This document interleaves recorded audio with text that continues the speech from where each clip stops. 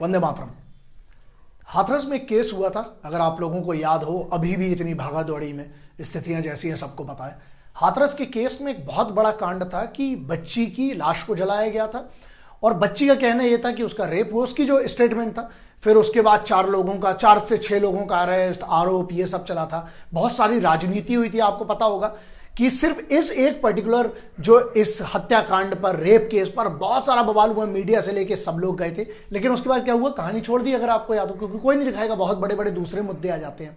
CBI ने अभी 5 दिन मतलब पिछले हफ्ते में सीबीआई ने एक चार्जशीट दायर की है जिसमें उन्होंने 4 लोगों को क्लियर कट आरोपी बनाया है और उन्होंने ये लिखा है उसमें चार्जशीट में क्लियरली सीबीआई की है, क्योंकि सीबीआई को ये केस जो है वो हैंडओवर किया गया था। इतना प्रेशर बन गया था जब सेंट्रल गवर्नमेंट ने इस केस को उठाया था, जो वो डीएसपी एक्ट के अंतर्गत जो हुआ था।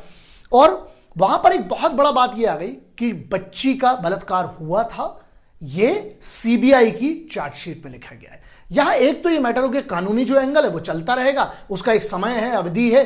लेकिन वो बच्ची जब जिंदा थी और जब वो बात कर रही थी तो उस समय क्यों नहीं सुना गया? इसमें दोषी कौन कौन है, चाहे वो किसी की भी सरकार हो। बहुत सारे लोग मुझसे बोलते कि मैं यहां सरकार वाली बात नहीं आती, ऐसा नहीं है, बीजेपी, कांग्रेस, आम आदमी, कोई भी पार्टी हो। यार एक बच्ची की अस्मत से, इज्जत से बड़ी हो गई क्या कोई पार्टी या उसका कोई एजेंडा? यहां पर ना हम क्या करते हैं, मुझे लगता है कि समाज के तौर पर बहुत बड़ा सवाल है। मतलब एक बच्ची का जब रेप होता है तो वहां पर भी लोग एंगल ढूंढ लेते हैं, राजनेता लोग। इनसे बचकर रहिएगा। इन सभी, मैं कहता हूं, जो पार्टी महिला सुरक्षा के लिए काम करे, चाहे कोई भी हो, मैं कहता हूं, मैं खुला नंगा समर्थन करने तैयार हूं उसका, और करूंगा जिस दिन मुझे लगेगा कि यह पार्टी बच्चियों के लिए कुछ करे, महिला सशक्तिकरण की सिर्फ बोल बच्चों नहीं, जमीन पर काम हो रहा है ना वो। दूसरा, समाज के तौर पर मालूम क्या होता है कि उस बच्ची का यह देख लिया जाता है, पहले देखा जाता है कि हिंदू है, मुस्लिम है, सिख है, ईसाई है। मान लो उसमें भी हिंदू निकल आई तो फिर क्या देखा जाएगा, हिंदुओं में क्या देखा जाएगा कि दलित है, ब्राह्मण है, ठाकुर है, वैश्य है, शूद्र है, ये सब चलने लगता है। यार मत करो ये, समाज के तौर पर ना बहुत बुरा रास्ता है ये। क्यों? उसका रीजन आपको बहुत साधारण सा, क्योंकि आप इस पूरे चक्कर में केस कमजोर करते हैं, और केस जब कमजोर होता है तो वो बलात्कारी छूटता है, और वो बलात्कारी खुले में घूम रहा है। आज ध्यान रखिएगा, अगर आज वो डर नहीं होगा, मैं इतने सालों से कह रहा हूं, मैंने राष्ट्रपति साहब को भी लिखा, उसका जवाब भी आया, ये बहुत बड़ी बात है। और मैं हमेशा एक बात कहता हूं कि हमें आवाज उठाने से बड़ा है कि हमें सॉल्यूशन, प्रॉब्लम सबको पता है, सॉल्यूशन पे काम करना पड़ेगा। क्यों नहीं अब उन मीडिया वालों को, क्यों नहीं उन नेताओं को जो इस बच्ची के बारे में गलत कह रहे थे, उनको उठा के क्यों नहीं डाला जाता?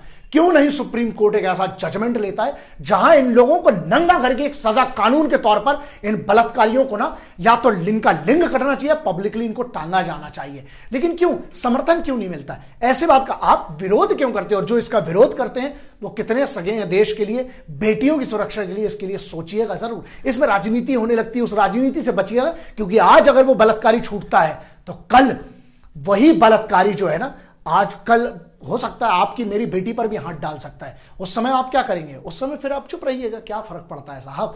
वही है ना, यहां गरीब और अमीर वाली, शूद्र, दलित, ब्राह्मण, ठाकुर, पंडित, इन सब में मत पड़ो, हिंदू, मुस्लिम, सिख, ईसाई में मत पड़ो। यहां बात क्लियर कट कर दो, कम से कम एक चीज पे तो सभी पार्टियां मिल जाए ना। कितने सालों से चिल्लाते आए हूं, 20-21 साल से हम लोग भी ग्राउंड पे काम कर रहे हैं, क्योंकि मुझे भरोसा था सॉल्यूशन पे काम करना पड़ेगा, सिर्फ बात करके कुछ नहीं होगा। अब यहां पर समाज के तौर पर आप क्या करते हैं? समाज के तौर पर आपने सोचा, उस बच्ची के पिता का इंटरव्यू मैंने देखा तो कहते हैं कि अरे तुम्हारी बेटी कोरोना में मर गई होती तो उसका फाइन मिलता, और यह सब तुम लोगों ने बनाया हुआ है।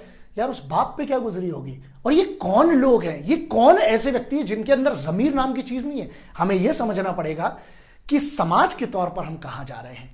यहां बात एक बच्ची की नहीं है, हम भारत माता को भी मां कहते हैं। हम यहां इस देश में, इस राष्ट्र में, हम महिलाओं को वो सम्मान रखते हैं। हमारे तो पैर, जिस कल्चर से मैं आता हूं, हम बच्चियों से पैर पड़ाती हैं, बच्चियों के पैर पड़ते हैं। हम उस कल्चर से आते हैं जहां दुर्गा, महाकाली हम मां का रूप मानते हैं, देवी का रूप मानते हैं, और वहां पर ये हो रहा है।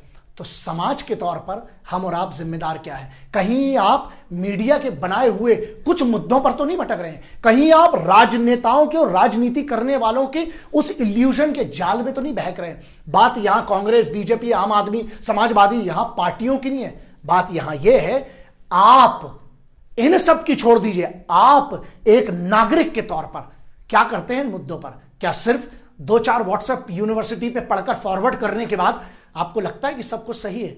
ध्यान रखिएगा, आर्टिफिशियल इंटेलिजेंस एक इतना बड़ा ब्लेंडर है पूरी दुनिया का, आपको वही दिखाया जाएगा जो आप रोज अकेले में सर्च करते हैं। तो देखिए आप क्या सर्च करते हैं, वो आपका समाज बनाएगा। तो क्या आप इन बेटियों के लिए, आवाज तो बहुत दूर की बात है, क्या आप कम से कम एक छोटा सा अपनी तरफ से एक चीज कर सकते हैं? क्या आप सिर्फ इतना करिए, अपनी बेटियों को, अपनी बहनों को, बीबियों को, बच्चियों को सुरक्षित रखिए, ट्रेंड करिए उन्हें, उनके हाथों में ताकत। मैं कुंफू कराटे, साउलिन कुंफू, जय कराटे, जय मार्शल आर्ट, मैं उनकी बात नहीं कर रहा, मैं कह रहा हूं उन्हें आत्मरक्षा सिखाइए, आत्मसम्मान सिखाइए, और उन बच्चियों को सर्वाइवल टैक्टिक्स आना जरूरी है। मुझे नहीं पता कि आप लोग क्या सोचते हैं समाज के बारे में, और जो लोग ये कहते हैं ना कि द लाइफ इज ब्यूटीफुल, झूठ बोलते हो आप लोग। खतरा है, इसको मानिए, और खतरे से लड़ने के लिए अपनी बेटियों को, बहनों को, बच्चियों को, समाज की महिलाओं को तैयार कीजिए, वरना कहीं ये ना हो जाए कि आपको भी रोना पड़ जाए। वंदे मातरम।